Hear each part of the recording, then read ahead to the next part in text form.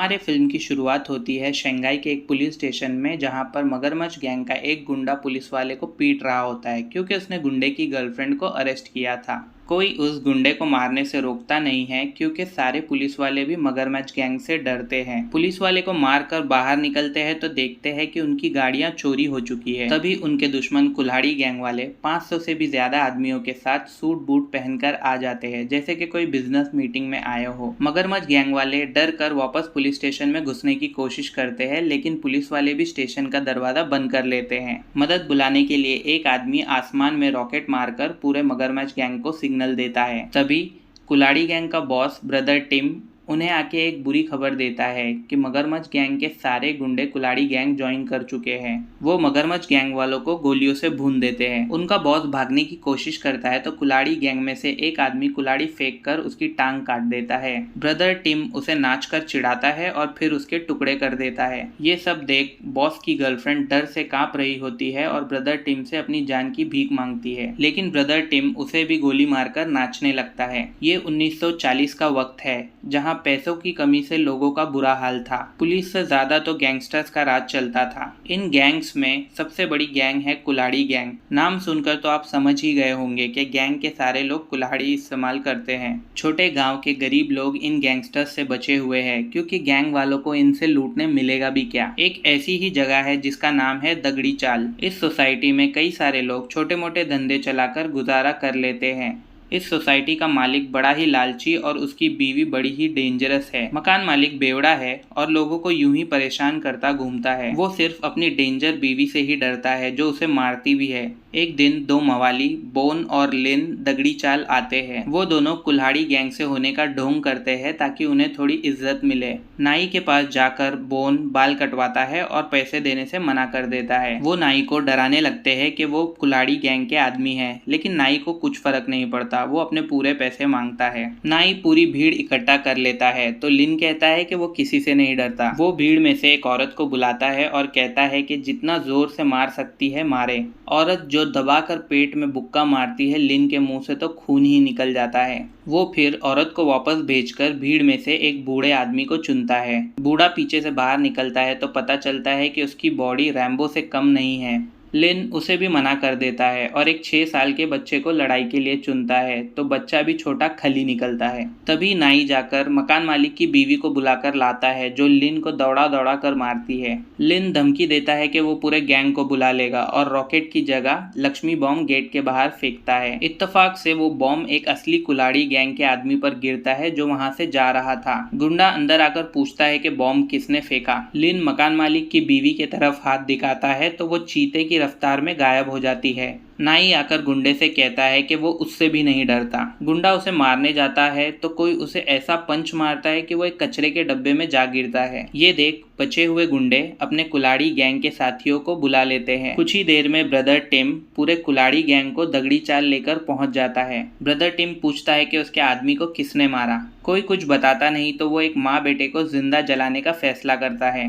तभी एक आदमी जिसका नाम कूली है आकर लाइटर पकड़ लेता है। कुल्हाड़ी गैंग वाले उस पर हमला करते हैं तो सरप्राइजिंगली पता चलता है कि कूली एक बहुत ही बढ़िया कुंफू फाइटर है। वो आसानी से उनकी ठुकाई करता है। कुछ देर बाद कुल्हाड़ी गैंग वाले उस पर हावी होने लगते हैं तो दो और कुंफू मास्टर्स टेलर और डोनट उसकी मदद के लिए आ जाते हैं। तीनों मिलकर पूरे कुल्हाड़ी गैंग के छक्के छुड़ा देते हैं और वो भाग जाते हैं। हार से चिढ़ा हुआ ब्रदर टिम बोन और लिन को सजा देने के लिए टांग देता है क्योंकि ये रायता उन्होंने ही फैलाया था। उन्हें मारने के लिए गैंग मेंबर कुल्हाड़ी फेंकता है तो लिन हाथ की सफाई से ताला तोड़कर दोनों को आजाद कर लेता है। उसकी काबिलियत देखकर ब्रदर टिम उसे गैंग में शामिल होने का ऑफर देता है, बशर्ते कि उसे पहले एक मर्डर करना होगा। कुछ देर बाद लिन बचपन में हुई एक घटना बोन को बताता है। उसे एक भिखारी बेवकूफ बनाकर कुंफू कॉमिक्स बेचता है। काफी समय तक कॉमिक्स में लिखे स्टेप्स को प्रैक्टिस करने के बाद लिंग एक गूंगी लड़की को बदमाशों से बचाने जाता है, लेकिन वो सारे मिलके लिंग को पीट देते हैं। तभी से लिन के दिमाग में बैठ जाता है कि अच्छे काम करने वालों का हमेशा बुरा हाल होता है और वो इसीलिए विलन बनना चाहता है। वो दोनों सोचने लगते हैं कि किसका मर्डर करे, लेकिन मर्डर से पहले वो दोनों एक गरीब लड़की से आइसक्रीम चुरा लगाकर भाग जाते हैं। वहाँ दगड़ी चाल में मकान मालिक की बीवी तीनों कुंफू मास्टर को चाल छोड़कर जाने को कहती है क्योंकि उन्होंने कुल्हाड़ी गैंग से पंगा मोल लिया है, लेकिन बाकी के चाल वाले उन्हें हीरो मानते हैं। तभी वहाँ लिन और बोन आ जाते हैं मकान मालिक की बीवी का मर्डर करके उससे बदला लेने। वो कोने में छुपकर उसे मारने की कोशिश करते हैं, लेकिन उनका हर वार खाली जाता है। लिन चाकू फेंकता है तो दीवार पर लगकर उसी के कंधे में चाकू घुस जाती है। बोन का निशाना तो और भी बेकार है।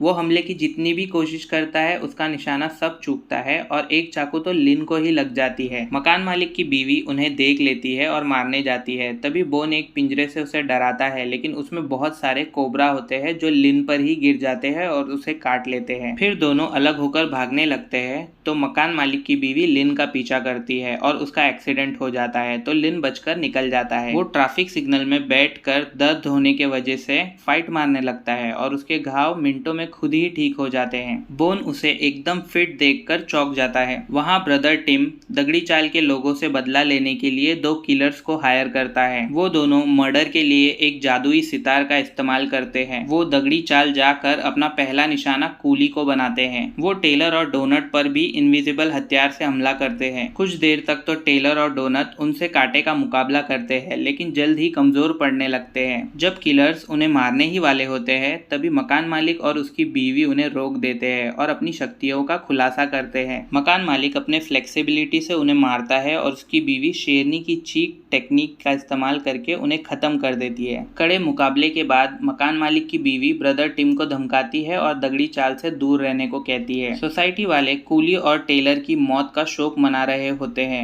वो मकान मालिक और उसकी बीवी से पूछते हैं कि अगर वो इतने शक्तिशाली और बलवान है तो उन्होंने पहले मदद क्यों नहीं की। वो बताते हैं कि ऐसे ही मार धाड़ के चक्कर में उनका जवान बेटा मर गया था और इसी ट्रेजेडी के वजह से उन्होंने कभी ना लड़ने की कसम खाई थी। दूसरे दिन लिन और बोन बस में दादागिरी करने लगते हैं तो उन्हें एक सीधा साधा आदमी पकड़ के धो देता है। मार खाकर चिढ़ा हुआ लिन अपना गुस्सा फिर से उस गरीब आइसक्रीम वाली लड़की पर उतारने जाता है। वो लड़की को डरा के पैसे मांगता है तो वो उससे इशारे में बात करती है और लिन को एहसास होता है कि ये वही गूंगी लड़की है जिसके लिए लिन ने बचपन में मवालियों से मार खाया था। वो लिन को बचपन में दिया हुआ लॉलीपॉप भी दिखाती है, लेकिन लिन उसे ढकेल कर चला जाता है। चिढ़ा हुआ लिन बोन पर भी गुस्सा निकालता है और कहता है कि उसका पीछा ना करे। वो परेशान होकर रास्ते के किनारे बैठ जाता है तो कुल्हाड़ी गैंग वाले उसे ब्रदर टिम के पास ले जाते हैं। ब्रदर टिम उसे गैंग का मेंबर बना लेता है और एक इम्पोर्टेंट मिशन देता है। उसे पागल खाने में जाकर एक हैवान को बाहर निकालना है। माना जाता है कि वो दुनिया का सबसे माहिर फाइटर है।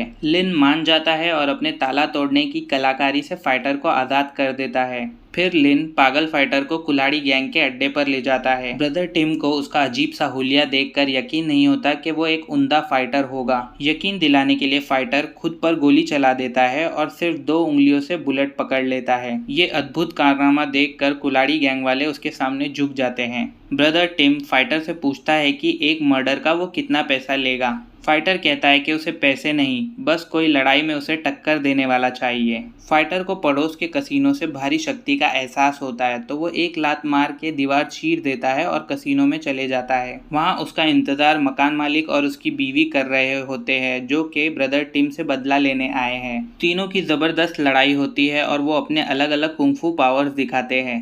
कुछ ही देर में पति पत्नी पागल फाइटर के आगे कमजोर पड़ने लगते हैं। मकान मालिक के बीवी की शेरनी की चीख भी काम नहीं आती। अब वहाँ उन्हें एक बड़ा घंटा दिखता है तो मकान मालिक फाइटर को लड़ाई में बिजी रखता है और उसकी बीवी घंटे के ऊपर का हिस्सा तोड़कर उसे भोंगा बना देती है। शेरनी की चीख वो घंटे में से इस्तेमाल करती है तो आखिरकार फाइटर घायल हो जाता है। फाइटर हारने का नाटक करता है और धोखे से उन पर जहरीली सुई से हमला करता है। दोनों किसी तरह सुई से बचते हैं और एक दूसरे को कैंची में फंसा लेते हैं। ब्रदर टिम लिन से पति पत्नी को मारने को कहता है। ये सब देख लिन का दिमाग ठिकाने आ जाता है और वो पति पत्नी को नहीं बल्कि फाइटर के सर पर पूरी ताकत से मार देता है। फाइटर गुस्से में कैंची तोड़ देता है और लिन को पीट कर जमीन में दफन कर देता है। मौका देखकर अधमरे लिन को उठाकर मकान मालिक और उसकी बीवी भाग जाते हैं। ब्रदर टिम फाइटर को उनका पीछा करने को कहता है, लेकिन चिढ़ा हुआ फाइटर बस एक पंच में ब्रदर टिम की जान ले लेता है। सोसाइटी में पहुंचने पर मकान मालिक और उसकी बीवी